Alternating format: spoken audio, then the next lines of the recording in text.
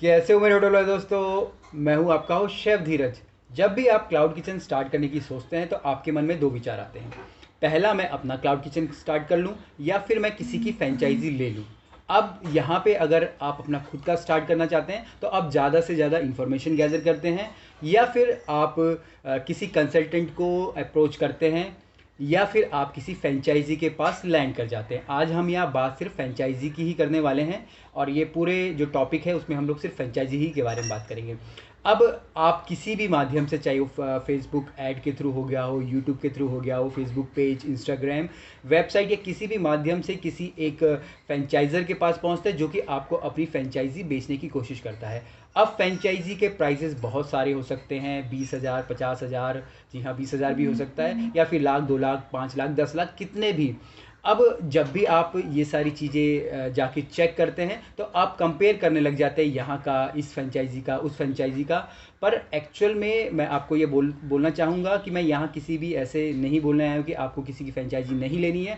पर अगर आप लेना चाहते हैं, आप चाहते हैं कि मैं किसी की फ्रेंचाइजी लूँ, तो आपको किन किन बातों का ध्यान रखना है, क्योंकि फ्यूचर में अगर आप क्लाउड किचन खुद का भी स्टार्ट कर रहे हैं तो कभी ना कभी आपको भी अपनी फ्रेंचाइजी बना के लोगों को बेचना पड़ेगा, क्योंकि फ्रेंचाइजी ही ऐसा मॉडल है जहाँ पे आप कम समय पे अपना बिजनेस ज़्यादा लोगों तक पहुँचा पाते हो, ज़्यादा लोगों को सर्व कर पाते हो और ज़्यादा लोगों की हेल्प भी कर पाते हो, और अपने लिए और अपने जो जिसने भी आपकी फ्रेंचाइजी ली है उसके लिए एक प्रॉपर बिजनेस मॉडल तैयार कर पाते हो। अब जब भी आप फ्रेंचाइजी वाले के पास जाएंगे, आपको फ्रेंचाइजी दिखाएगा कि भैया एक 50,000 की है, एक 2 लाख की है, एक 9 लाख की है, तो आपको किन चीज़ों का ध्यान रखना है, तो वो सारे पॉइंट्स मैं आज आपको बताने वाला हूँ। जो सबसे पहला, अगर हम लोग इसमें बात कर लीजिए कि करंट प्राइस का। करंट प्राइस से मेरा मतलब है कि जो भी उनकी जो फ्रेंचाइजी है वो उनका करंट प्राइस आप मान लीजिए। यहाँ पे अब आप कैसे इस चीज़ को समझ पाएंगे कि भैया अगर वो उस फ्रेंचाइजी के 2 लाख रुपए बोल रहा है, वो सही बोल रहा है या गलत बोल रहा है। यहाँ मैं आपको एक बहुत ही अच्छा एग्जांपल लेके बताऊंगा। मान लीजिए आपका एक मकान है, आप जिस मकान में रहते हो, आज से पहले आपने उसको कभी नहीं बेचा है और आप पहली बार उसको मार्केट में लगाने की कोशिश करते हो, तो आप सबसे पहले जाके सबसे पहले आप जाके किसी को बोलोगे कि मुझे बेचना है, तो आपसे आपसे ही प्राइस पूछेगा उल्टा कि भैया आप कितने में बेचना चाहोगे। आप अपने घर को 5 लाख रुपए में बेचना चाहोगे, अपने घर को 10 लाख रुपए में बेचना चाहोगे। उसके बाद वो तय करेगा कि भैया मुझे उसको लेना है या नहीं लेना है। तो सेम आप लोगों के साथ भी यही सिचुएशन होती है जब भी आप किसी की फ्रेंचाइजी लेने जाते हो। अब जो फ्रेंचाइजी आपको बता रहा है 2 लाख की, तो आपको करना क्या है, आपको जो सेम उसी टाइप की फ्रेंचाइजी और जगह भी मिल रही हैं, सेम मान लीजिए कोई चाइनीज़ का कॉन्सेप्ट है, कोई इंडियन का कॉन्सेप्ट है, तो आपको सेम वही दूसरी जगह भी चेक करना चाहिए भैया उनका प्राइस और इनके प्राइस में कितना डिफरेंस है, तो आपको थोड़ा और आइडिया लग पाता है।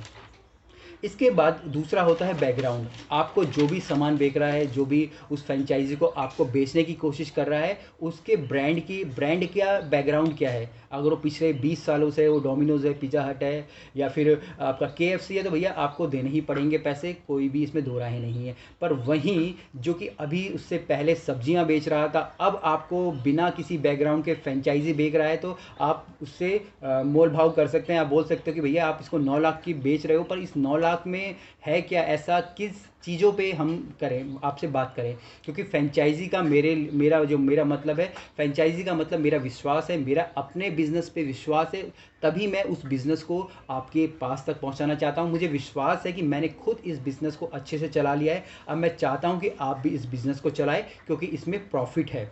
अब यहीं अगर उसका कोई बैकग्राउंड ही नहीं है, वो हॉस्पिटैलिटी इंडस्ट्री से रिलेट नहीं करता है, ना आज तक उसके खुद के आउटलेट्स नहीं है, उसका कुछ भी नहीं है, तो आपको उस पर विश्वास थोड़ा कम ही करना पड़ेगा। या फिर अगर वो अपना ये सारी चीज़ें बैकग्राउंड चेक करवा देता है, वो पहले से दिखा देता है कि भैया मेरा ये तो क्लाउड किचन चल रहा है या मेरा ये रेस्टोरेंट चल रहा है, तो आप उस पर यकीन कर सकते हैं और इसी बिहाफ पे आप लोग तय कर सकते हैं कि भैया उसको पैसे देने हैं या नहीं देने हैं।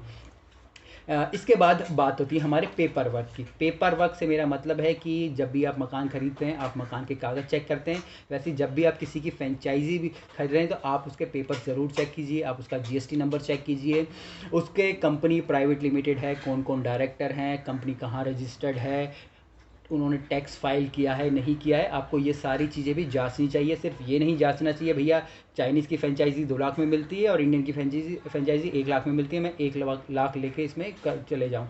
तो आपको ये सारी चीज़ें भी जांचनी है। अगर आप ये नहीं जांचेंगे तो आप हमेशा घाटे में रहेंगे। इसके बाद जो सबसे लास्ट पॉइंट मैं बोलता हूँ कि आपको जब भी आप फ्रेंचाइजी ले रहे हैं तो आपको उसके साथ क्या मिल रहा है। कहीं फ्रेंचाइजी के नाम पे सिर्फ आपको सिर्फ नाम ही तो नहीं दे दिया जा रहा है कि भाई हम आपको अपना नाम दे देंगे, हम आपको ट्रेनिंग दे देंगे, हम आपको एक सॉफ्ट कॉफ़ी दे देंगे, ये हमारे एसओपीज़ है, आप इनको फॉलो कीजिए और आपका हमारा रिश्ता यहीं तक था, या फिर हमारे जो प्रोडक्ट हैं आपको वो ख़रीदने पड़ेंगे। तो ये कई सारे मॉडल होते हैं, तो आपको ये भी जांच ज़रूर कर लेनी चाहिए कि ऐसा है कि नहीं है। जैसे कि हम लोग मकान खरीदते हैं, कई सारे मकान फुल्ली फर्निश्ड मकान होते हैं, तभी वो अपनी कीमत ज़्यादा लेते हैं। फुल्ली फर्निश्ड का मतलब है पंखे लगे होते हैं, बिजली की फिटिंग होती है, आपके टॉयलेट बाथरूम में बल्ब लगा रहता है, टूटी लगी रहती है, टीवी सोफ़ा वो सब मिलता है। तो वही जब आप फ्रेंचाइजी ले रहे हैं, अगर आपसे कोई 9 लाख रुपए चार्ज कर रहा है तो देख लीजिए भैया आपको वो किचन का पूरा सेटअप दे रहा है ही नहीं दे रहा है, वहाँ की रेसिपीज़ आपके हैंड ओवर हो रही है नहीं हो रही हैं, आपको प्रॉपर मैन पावर मिल रही है नहीं मिल रही है, आपको सारी एसओपी सब कुछ आपको मिल रहा है या नहीं मिल रहा है। इवन आपको बैकअप प्लान क्या मिल रहा है कि अगर आपकी ये फ्रेंचाइजी 2 महीने बाद अगर नहीं चल पाई, जो आप ही पार्टनर में कुछ डिस्ट्रीब्यूट हो जाए, तो ये सारी चीज़ें आपको पता होनी चाहिए और यही है जो कि आपकी फ्रेंचाइजी के साथ आपको मिलना चाहिए। तो मेरे हिसाब से फ्रेंचाइजी एक तरीके से भरोसा होता है अपने प्रोडक्ट पे। जब मुझे अपने प्रोडक्ट पे भरोसा हो जाएगा तभी मैं दूसरों तक उस अपने प्रोडक्ट को बेचने की कोशिश करूँगा। तो ये टोटल बातें सारी बातें आपको फ्रेंचाइजी खरीदते वक्त ध्यान रखनी है। और यहीं अगर आपका कोई क्लाउड किचन ऑलरेडी चल रहा है 1 साल से 1.5 साल से या 6 महीने से, अगर आप चाहते हैं आप अपने बिजनेस को फ्रेंचाइजी मोड पे ले जाना, तो आप मेरी कंसल्टेंसी सर्विसेज ले सकते हैं। आप लोग मुझे अप्रोच कर सकते हैं, नीचे डिस्क्रिप्शन में मेरा व्हाट्सअप नंबर मिल जाएगा। आपके जो भी बिज़नेस है मैं उसका एक परफेक्ट आपके हिसाब से एक फ्रेंचाइजी मॉडल आपकी ही मदद से रेडी कर सकता हूं। तो आप नीचे दिए गए मुझे जो नंबर है, मेरे व्हाट्सअप नंबर है, वहां पे कांटेक्ट कर लीजिए और आपकी प्रॉब्लम का सलूशन हो जाएगा। कुछ भी क्वेश्चंस हो, कुछ भी हो आपके दिमाग में क्लाउड किचन से रिलेटेड, आप मुझे बता सकते हैं और अपने क्वेश्चंस मुझ तक पहुंचा सकते हैं। फिर मिलेंगे एक नए वीडियो में, तब तक के लिए जय हिंद।